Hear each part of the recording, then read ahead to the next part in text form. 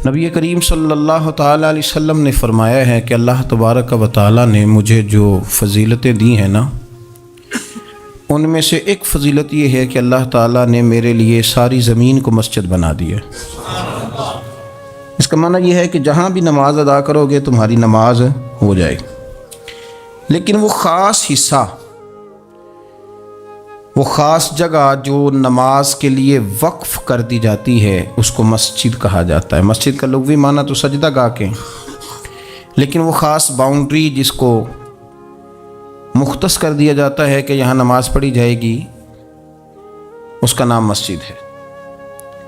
مسجد سے پیار کرنا، مسجد کے ساتھ دلچسپی لینا، مسجد کے ساتھ دل لگانا، مسجد کی تزئین و آرائش میں، خدمت میں اپنے آپ کو شامل رکھنا، اور سب سے بڑھ کے یہ کہ مسجد کے ساتھ اپنے دل کو جوڑ کے رکھنا، یہ اہل ایمان کی علامت ہے۔ مسلمان کا روحانی رشتہ اللہ اور اس کے رسول صلی اللہ علیہ وسلم کے ساتھ ہے۔ آپ کا جس آدمی کے ساتھ رشتہ مضبوط ہوتا ہے، آپ اس کے مکان کی طرف کھنچے چلے جاتے ہیں، کوشش کر کے جاتے ہیں کہ میرا بھائی سے ملنے کو دل کر رہا ہے، تو اس کی طرف توجہ ہو جاتی ہے، وقت نکالتے ہیں، ٹائم خرچ کرتے ہیں، پیسہ لگاتے ہیں، وہاں جاتے ہیں۔ بیٹی میں نے بیاہ دی ہے، اپنے گھر چلی گئی ہے، پر میرا ملنے کو دل کر رہا ہے، وقت فرصت سارا کچھ دیکھ کے وہاں پہنچ جاتے ہیں۔ اصل اس گھر جانا مقصود نہیں ہوتا، اصل تو بیٹی کی ملاقات مقصود ہوتی، اصل بھائی کا مکان دیکھنا مقصد نہیں، اصل تو بھائی کی ملاقات مقصد ہے۔ تو مسجد میں جب آپ آتے ہیں تو مقصود یہ ہے کہ میں اس جگہ جا رہا ہوں جسے رب کریم نے اپنا گھر قرار دیا ہے۔ اب اس گھر کے ساتھ دلچسپی، اس گھر کے ساتھ آپ کا تعلق مضبوط ہوتا چلا جاتا ہے۔ رسول کریم صلی اللہ علیہ وسلم نے فرمایا ہے کہ زمین پر جو گھر سب سے پہلے بنایا گیا، جو مسجد سب سے پہلے بنائی گئی، وہ بیت اللہ شریف، مسجد الحرام، اور فرمایا جب ساری دنیا فنا ہو جائے گی تو جو جگہیں باقی رہ جائیں گی وہ مسجدیں، وہ حصہ جس پہ مسجد تعمیر کر لی جاتی ہے وہ حصہ باقی رہے گا۔ مسلمانوں کے اندر جہاں چیزیں بڑی تیزی کے ساتھ پھیلی اور ہماری دلچسپیوں کا رخ جب سے دنیا داری کی طرف زیادہ بڑھا، تو مسجد سے بھی تھوڑا سا لوگوں کا رجحان کم ہوا ہے۔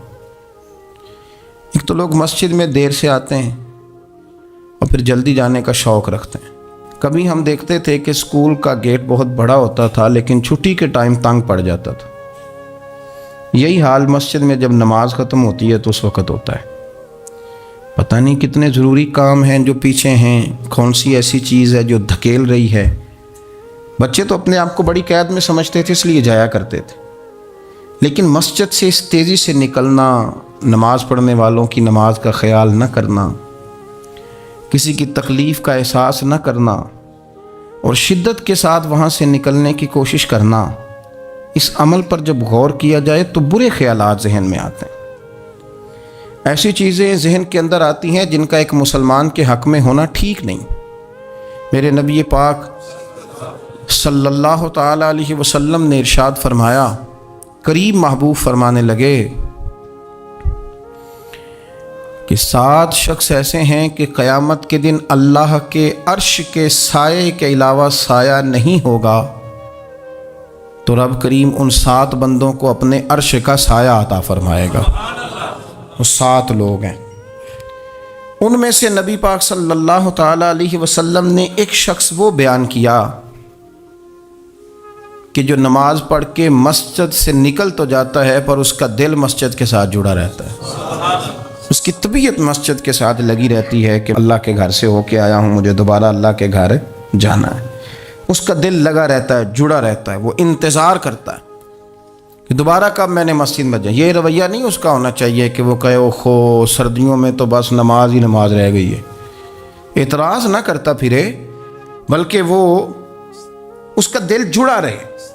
مسجد کے ساتھ جو خاص رشتہ ہے، بخاری مسلم میں حدیث ہے، نبی پاک صلی اللہ علیہ وسلم نے فرمایا، ویسے تو ساری زمین ہی اللہ کی ہے نا، للہ ما فی السماوات و ما فی الارض، زمین و آسمان میں جو کچھ بھی ہے وہ اللہ کا ہے، لیکن حضور فرماتے ہیں کہ خطہ زمین پر خطہ زمین پر جو جگہ رب کو سب سے زیادہ پیاری، جگہ ساری اللہ کی ہے، پر جو اللہ کو سب سے پیارا ٹکڑا ہے وہ جگہ ہے جہاں مسجد بنا دی جاتی ہے۔ وہ خاص خطہ، آپ ذرا حدیث کے لفظوں پر غور کریں، فرمایا احب البلاد، وہ اللہ کا محبوب ٹکڑا ہے زمین پر جہاں مسجد بنا دی جاتی ہے۔ وہ اب آپ اندازہ کریں کہ وہ پیسے کتنے قیمتی ہیں، جو کمائے کسی نے تھے، لگ مسجد میں گئے، اور محبوب کس کے ہو گئے؟ اللہ تعالیٰ کے۔ یعنی میرے تیرے کمائے ہوئے پیسے اللہ کے محبوب پیسے تب بنیں گے جب اللہ کے گھر میں خرچ ہو جائیں گے، تعمیر مسجد پر، تشکیل پر۔ فرمایا یہ سب سے زیادہ اللہ کو، اور سید عالم صلی اللہ تعالی علیہ وآلہ وسلم نے ارشاد فرمایا کہ اللہ تبارک و تعالیٰ کو زمین پر، زمین ساری ہی اللہ کی ہے، لیکن اللہ تبارک و تعالیٰ کی زمین پر جو جگہ اللہ کو ناپسند ہے وہ جگہ ہے جہاں بازار بنا دیا جاتا ہے، جہاں مارکیٹیں بنتی ہیں، جہاں لوگوں کے ساتھ ظلم ہوتا ہے، دھوکے ہوتے ہیں، جھوٹ بولا جاتا ہے۔ یہ بخاری مسلم کی حدیث۔ ناپسندیدہ زمین کا ٹکڑا وہ ہے جہاں بازار بنتا ہے، اور پسندیدہ ٹکڑا وہ ہے جہاں شوق کس بات کا زیادہ، میری مارکیٹ ہو کہ میرے نام کی مسجد ہو؟ یہ میری زمین کا جو ٹکڑا، میری مارکیٹ ہو، میرا پلازا ہو، اور پچھلا مکان خرید کے نہ تو ایک لائن پیچھے نکالتا ہوں، 12 دکانیں ادھر ہو جائیں گی، 12 دکانیں ادھر ہو جائیں گے، پھر حساب نکالتا ہے کہ 20,000 ایک کا کرایہ ہے تو کتنا بنا مہینے کا۔ اس کو یہ نہیں پتا کہ تیری یہ زمین تھی اللہ کی، اب تو نے اس کا وہ حشر کیا ہے کہ یہ ناپسندیدہ ترین ہو گئی، ناپسندیدہ ترین۔ اور اگر تیری ہی زمین ہو، اپنی خوش قسمتی تو دیکھیں کہ میری زمین، میرے پیسے، اور جب میں نے مسجد بنا دی تو وہ پیسے رب کے پیارے ہو گئے، وہ زمین اللہ کی محبوب ہو گئی، وہ پیسے پیارے ہو گئے، وہ محبوب ہو گئے۔ لیکن بڑا ہی مشکل کام ہے، مسجدوں میں اعلان ہوتا ہے کہ بل آ گیا ہے، کو مہربانی کرو، اور پھر پکے سچے حاجی، نمازی، نیک صالح پرہیزگار بندے بڑی مشکل سے جیب میں ہاتھ ڈالتے ہیں، اور جو باہر آتا ہے اس میں پورا 100 روپیہ نکل آتا ہے، پورا ہی 100، یعنی کہ، اور گننے میں آپ کو پتہ ہے 1 روپیہ کر کے گنے تو 5-7 منٹ تو 100 گننے میں لگ ہی جاتے ہیں، پھر وہ گننا پڑتا ہے۔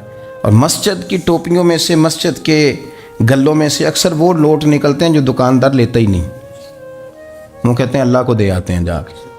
دیکھیں اپنا رویہ اس لحاظ سے درست کریں، اس لحاظ سے درست کریں کہ جس طرح میرے لیے اپنا گھر بنانا ضروری ہے نا، اسی لیے میرے لیے مسجد بنانا بھی اسی طرح ضروری ہے۔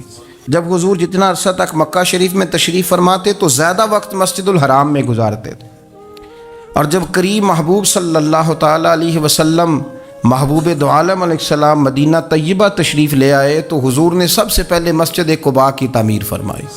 کوئی ایک حجرہ نہیں ابھی بنایا، ابھی یہ طے نہیں کیا کہ میں نے مدینے کے کس حصے میں اپنا مکان بنانا ہے، کہاں رکنا ہے۔ سب سے پہلے مسجد شریف کی تعمیر فرمائی اور بنفس نفیس فرمائی، وہ مسجد مکمل ہو گئی۔ سرکار کا قیام تھا جناب ابو ایوب انصاری کے گھر میں، تھوڑے سے فاصلے پر نظر پڑی تو ایک کھلا میدان موجود تھا، 2 یتیم بچوں کی زمین تھی۔ فرمایا یہ زمین مجھے دے دو، اس میں میں مسجد بناؤں گا۔ ان 2 یتیم بچوں نے عرض کی یا رسول اللہ صلی اللہ علیہ وسلم آپ رکھ لیں، مسجد بنا لیں۔ فرمایا یوں نہیں بھائی، پیسے دیں گے۔ اسلام یہ نہیں کرتا کہ بندے کی حیثیت سے زیادہ اس پر بوجھ ڈال دیا جائے، وہ یتیم بچے ہیں، ابھی ان کے پاس کوئی ایسے ذرائع نہیں ہیں مال کمانے کے، تو فرمایا تمہیں پیسے ملیں گے۔ اور حضرت ابوبکر صدیق رضی اللہ تعالیٰ عنہ اور حضرت عثمان غنی جیسے مالداروں کے ذمے لگایا گیا کہ انہیں رقم ادا کی جائے۔ وہ پیسے ان بچوں کو دیے، یہاں مسجد کی تعمیر شروع کی۔ اب چونکہ مسجد قباء بھی سرکار نے بنائی تھی تو ایسا نہیں فرمایا کہ اس کو چھوڑ دیا جائے، بلکہ صحیح حدیث کے لفظ ہیں کہ نبی کریم علیہ السلام ہر ہفتے یا گھوڑے پر بیٹھتے یا اونٹنی پر بیٹھتے یا پیدل سفر کرتے، اور ہر ہفتے فجر کی نماز پڑھ کے مسجد قباء تشریف لے جاتے۔ اس مسجد کی آباد کاری میں حضور دلچسپی لیتے، شوق تھا سرکار کو، اس کو آباد کرنے میں دلچسپی لیتے۔ اور پھر میرے محبوب کریم علیہ السلام نے اس مسجد کے آباد کرنے میں ایک اور فضیلت بیان کی. فرمایا جو بندہ گھر سے وضو کرے اور میری مسجد قباء میں آ کے 2 رکعت نفل پڑھے، اللہ کے رسول کا وعدہ ہے اللہ اسے پورے عمرے کا ثواب عطا فرمائے گا. آپ دیکھ لیں مدینہ شریف میں جس طرح مسجد نبوی شریف ہر وقت کھلی رہتی ہے، مسجد قباء بھی ہر وقت کھلی رہتی ہے. ہر وقت وہ مسجد موجود ہے، دن کو جائیں رات کو جائیں آپ کو وہاں نماز پڑھنے کے مواقع میسر ہیں. گویا حضور نے بنائی بھی ہے اور میرے نبی نے بسائی بھی ہے، اور وہ پوری طرح بسی ہوئی ہے. وہاں لوگوں کا آنا جانا ہے، وہاں ہر قسم کی خوشبو. یہاں حضور نے مسجد کی بنیاد رکھی، حجرہ کوئی نہیں ابھی بنایا، کسی زوجہ کے لیے رہنے کو کوئی جگہ نہیں بنائی. یہ اب شوق دیکھیں، مسجد کے ساتھ حضور کی دلچسپی دیکھیں کہ سرور کائنات صلی اللہ تعالی علیہ وسلم نے مسجد نبوی شریف کی بنیاد رکھی. مسجد کے لیے حضور نے خود بنفس نفیس تعمیر میں حصہ لیا. حضور پتھر اٹھا کے لاتے، مسجد کی تعمیر میں کام کرتے. حضرت سیدنا ابو ہریرہ رضی اللہ تعالیٰ عنہ فرماتے ہیں ہم ایک ایک اینٹ اٹھا کے لاتے تھے تو حضرت عمار بن یاسر رضی اللہ تعالیٰ عنہ 2 اینٹیں اٹھاتے تھے. تو جب وہ اینٹیں اٹھا کے لا رہے تھے تو ان کے کپڑوں کو کچھ مٹی لگ گئی. تو جس طرح انسان کسی بچے کو شاباش نہیں دیتا اور کبھی کسی بچے کو مٹی لگ جائے تو اس کے کپڑے نہیں جھاڑتا، سرور کائنات صلی اللہ تعالیٰ علیہ وآلہ وسلم نے جب دیکھا، یہ بخاری کے لفظ ہیں، سید عالم علیہ السلام نے جب دیکھا کہ حضرت عمار بن یاسر کے کپڑوں کو مٹی لگ گئی ہے تو حضور صلی اللہ علیہ وسلم قریب گئے اور صحابہ فرماتے قربان جائیں حضور نے اپنے دست مبارک سے ان کے کپڑوں کی مٹی جھاڑنی شروع کر دی. گویا مسجد بنانے والے مزدور کے ساتھ نبی پاک علیہ السلام کی اتنی دلچسپی ہے، اگر اس کے کپڑوں کو مٹی لگ جائے تو حضور اپنے ید اللہ والے ہاتھوں سے وہ مٹی صاف فرماتے ہیں. ہمارے ہاں اول تو ہمارا مزاج نہیں مسجد کی طرف توجہ دینے کا. اگر کوئی 2-4 بندے مسجد کی کمیٹی میں کبھی زبردستی الجھ جائیں، ان کو الجھا ہی لیا جائے، تو سب سے پہلا فتویٰ یہ لگتا ہے کہ یہ بندہ خزانچی ہے، مسجد کو کھا گیا. سب سے پہلا فتویٰ اس کو یہ لگتا ہے.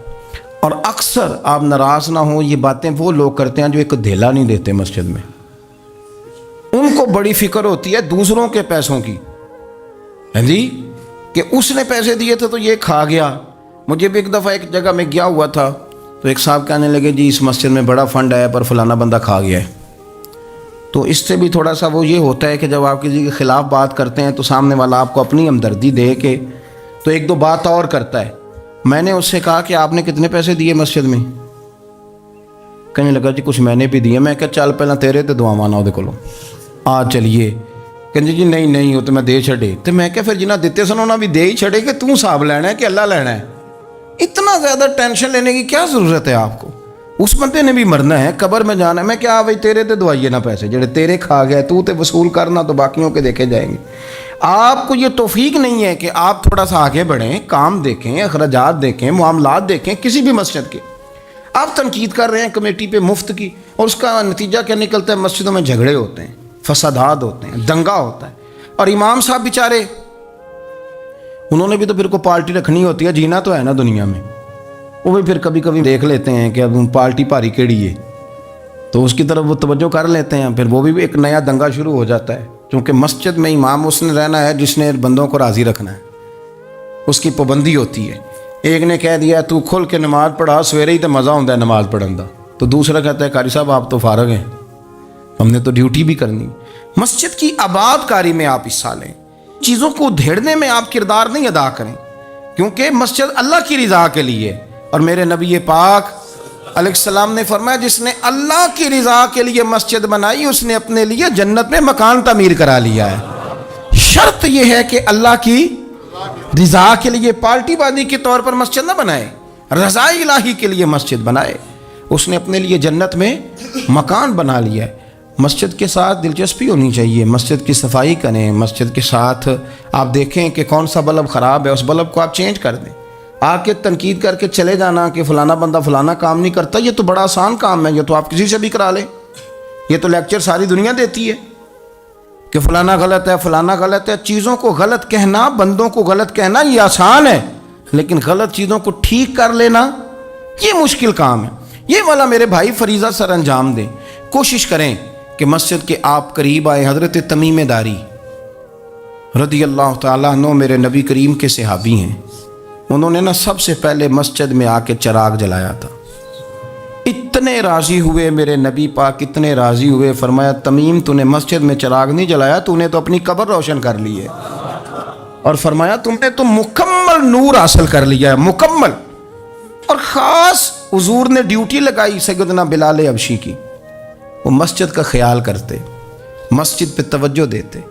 مسجد نبوی میں کون سی چیز کہاں کس انداز میں کرنی ہے، حضرت بلال وہ خدمت سر انجام دیتے.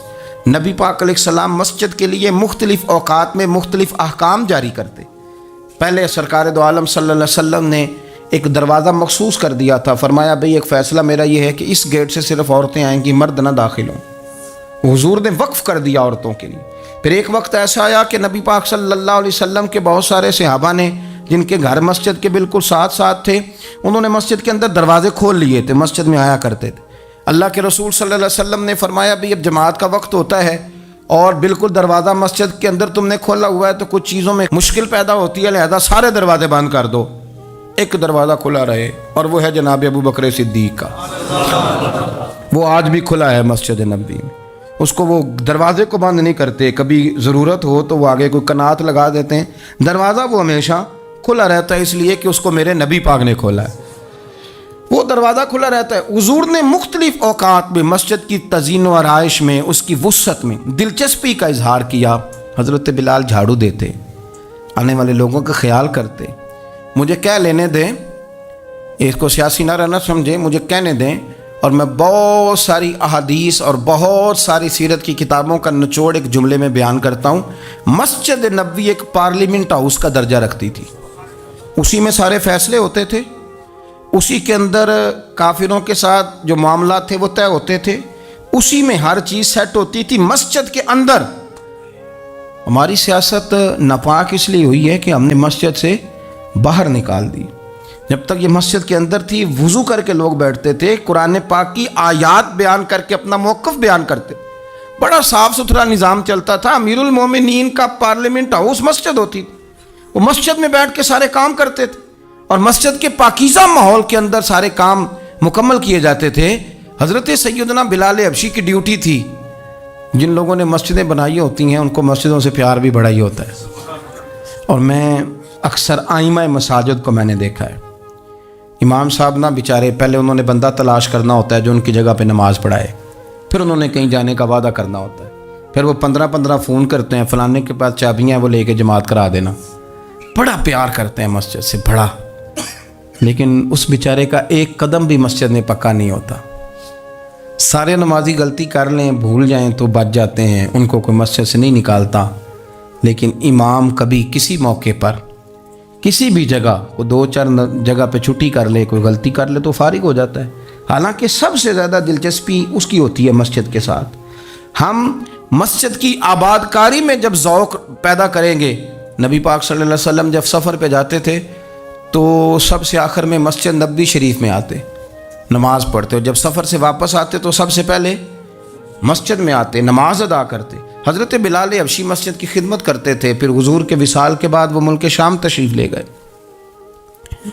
وہاں انہوں نے وقت گزارا. حضرت عمر فاروق رضی اللہ تعالیٰ عنہ جب ملک شام کے دورے پر تشریف لے گئے اپنے دور خلافت میں، تو کہتے ہیں میں جناب بلال حبشی سے ملنے گیا تو کہتے ہیں حضرت بلال نے سب سے پہلے مجھ سے پوچھا کہ بتاؤ میرے نبی پاک کی مسجد کا کیا حال، وہ فلاں کونے کی کیا پوزیشن ہے، فلاں جگہ اب کیا حالات، وہ فلاں جگہ سیدہ عائشہ کے حجرے کے پاس فلانا کام ہونے والا تھا، اس کی کیا پوزیشن ہے.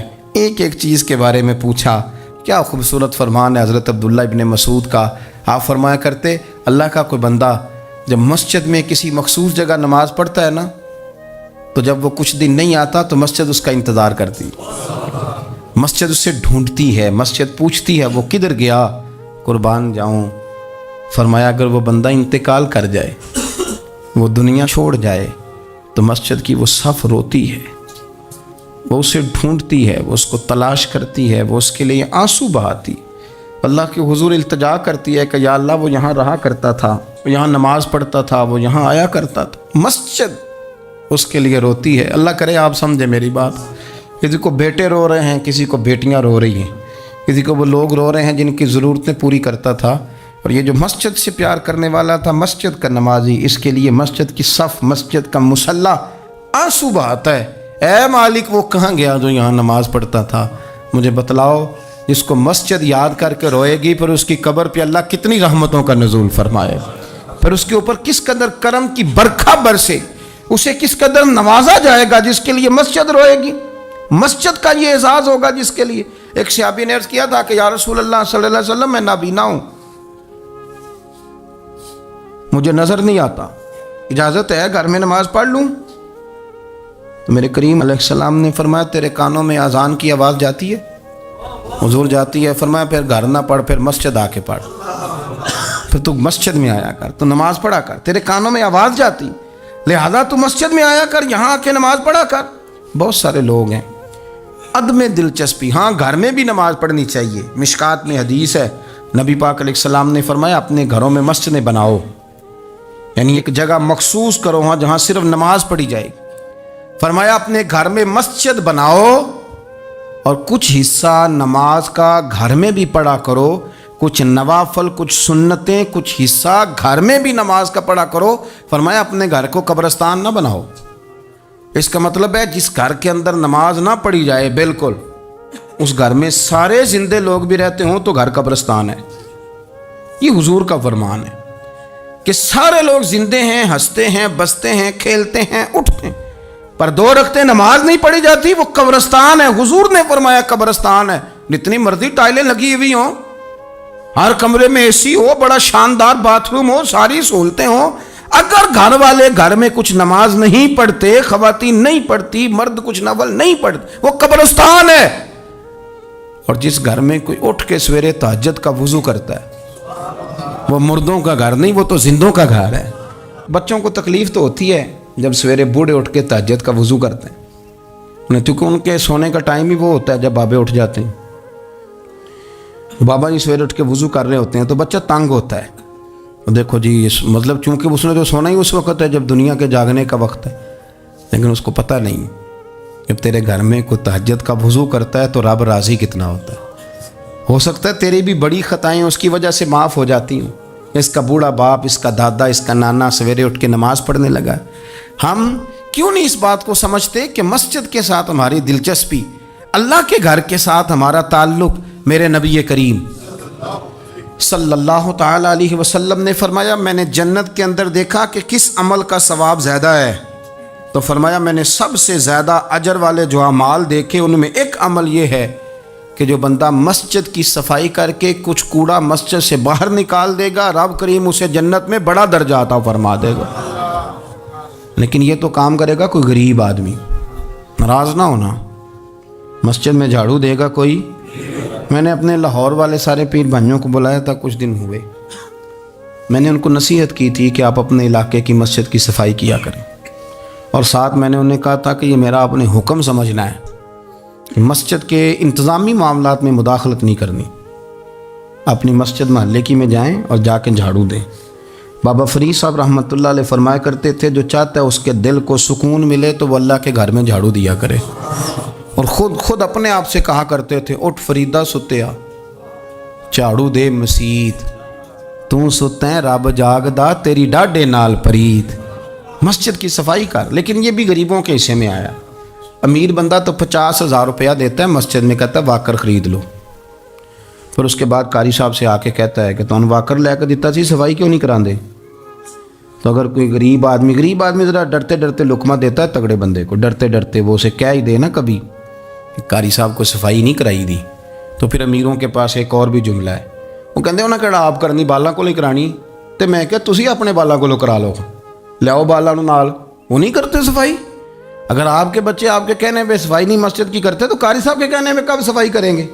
قاری صاحب کے پاس بھی بچوں کی اماں آ جاتی ہے, وہ آ کے کہتے ہیں مولوی تو 8,000 کا ہے اور میرا بچہ 1.5 کروڑ کا ہے, میرے سے پیسے لے کے صفائی والا بندہ رکھ لے, میرا بچے نے اسکول جانا ہوتا ہے, سبق سنانے آتا ہے کہ صفائیاں کرنے آتا ہے.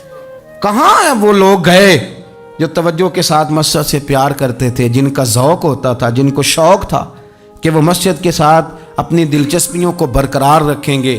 اور دور سے چل چل کے مسجد کے قریب آئیں گے، طبیعت ہی نہیں، دل ہی نہیں۔ وہ بندہ جس نے 50,000 روپیہ دیا وہ جھاڑو کو ہاتھ لگائے، توبہ توبہ توبہ توبہ، وہ کوئی کام کر لے، ہو ہی نہیں سکتا، سوال ہی نہیں پیدا ہوتا۔ وہ تو آ کے کہے گا، جاتی دفعہ کہہ جائے گا کہ وہ ذرا فلانی جگہ کو بھی صاف کرا دے، وہاں بڑا برا حال تھا۔ تو بھئی یہ تو اللہ کا گھر ہے، تو جس طرح اللہ سب کا رب ہے اسی طرح مسجد بھی سب کی سانجی ہے کہ نہیں؟ تو وہ تھوڑی سی نیکی آپ کر لیں، وہ جھاڑو پڑا ہے، کام کریں اپنے علاقے کی مسجد کی خوبصورتی میں، تزئین و آرائش میں، اور کوشش کریں تھوڑا چل کے وقت پہ مسجد میں جائیں، ذوق بنائیں۔ ایک قبیلہ تھا مسجد نبوی شریف سے تھوڑا دور رہتے تھے وہ لوگ، تو نبی کریم صلی اللہ تعالیٰ علیہ وسلم کی مسجد کے دائیں بائیں نا کچھ مکانات خالی ہوئے، تو مالکوں نے یہ کہا کہ ہم یہ مکانات بیچیں گے۔ ان کو دور سے آنا پڑتا تھا، تو انہوں نے ارادہ کیا کہ یہ قریب کے جو مکانات ہیں یہ ہم خرید لیتے ہیں۔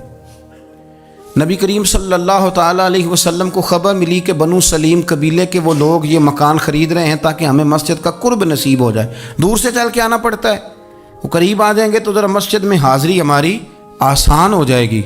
حضور نے انہیں بلا لیا، فرمایا تم مکان خریدو تمہاری مرضی، نہ خریدو تمہاری مرضی، پر ایک بات سن لو، تم جتنے قدم چل کے آتے ہو نا، رب کے فرشتے تمہارے قدم لکھ لیتے ہیں، تمہارے قدم لکھے جاتے ہیں، تمہارے قدم 2 دفعہ حضور نے فرمایا، حدیث میں موجود ہے، 2 دفعہ تمہارے قدم لکھے جاتے ہیں۔ وہ لوگ بڑے مشتاق تھے اللہ کے بارگاہ سے اجر کے آنکھیں کھول، حضور فرشتے ہمارے قدم لکھتے ہیں، رب کو دکھاتے ہیں کہ اتنے قدم چل، ہاں تمہارے قدم لکھے جاتے ہیں۔ کہا یا رسول اللہ ہم نے نہیں قریب آنا، ہم دور ہی ٹھیک ہیں، ہم چاہتے ہیں ہمارے زیادہ قدم لکھے جائیں، زیادہ قدم، ہم دور سے چل کے آیا کریں گے۔ شعر یاد آ گیا ہے کسی درویش کا، اس نے کہا تھا کہ گو سنا تھا آستانہ یار دور ہے، پر ہم نے بھی ٹھان لی تھی کہ جانا ضرور ہے۔ رسول کریم صلی اللہ تعالیٰ علیہ وسلم کے غلاموں نے مسجدیں بنائیں، مسجدوں کے ساتھ دلچسپی کا رویہ رکھا، مسجد کے ساتھ ان کی وابستگی بڑی مضبوط رہی۔ میں نا مسجد نبوی شریف میں بیٹھا تھا، تو بہت زیادہ شہرت بھی کئی دفعہ بہت سارے مسائل کو بھی جنم دیتی ہے، تو کچھ ایسی جگہیں ہوتی ہیں جہاں آپ کو خود ادب کے ساتھ جانا چاہیے، وہاں زیادہ جھمگٹے لوگوں کا آنا جانا، ہاتھ چموانا ویسے ہی تھوڑا ادب کے خلاف لگتا ہے، تو کوشش ہوتی ہے کہ ذرا وہاں کوشش کی جائے کہ ذرا چپکے سے کوئی کام ہو جائے، لیکن پیار کرنے والے تو پھر مل ہی جاتے ہیں نا ہر جگہ۔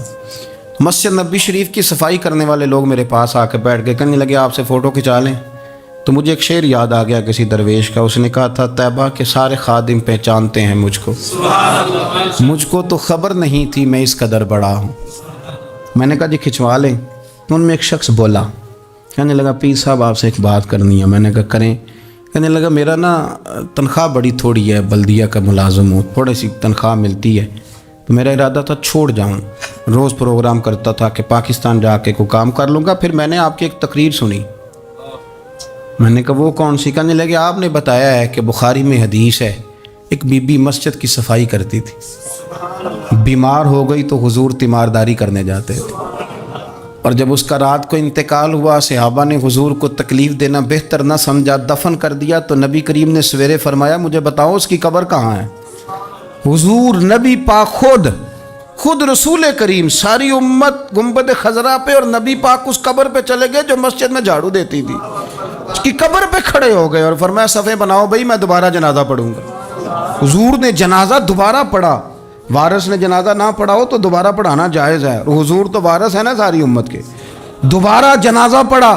کہنے لگے وہ میں نے آپ کی زبان سے کہیں وہ روایت سن لی تھی، تو 3 بجے ہوئے تھے رات کے پاکستان میں، سارے سو رہے تھے، پر میں نے گھر فون کیا، میں نے کبھی تنخواہ جنی جی انہیں چی گزارا کرنا دے، میں تو بڑے کام لگا ہوں سرکار کی بارگاہ میں، یہاں مسجد کی صفائی کرتا ہوں، میری تو بڑی شان بنے گی اگر رسول کریم اس بی بی کی قبر پہ تشریف لا کے مہربانی کرتے ہیں، تو مجھے امید ہے میرے اوپر بھی رحم فرمائیں گے۔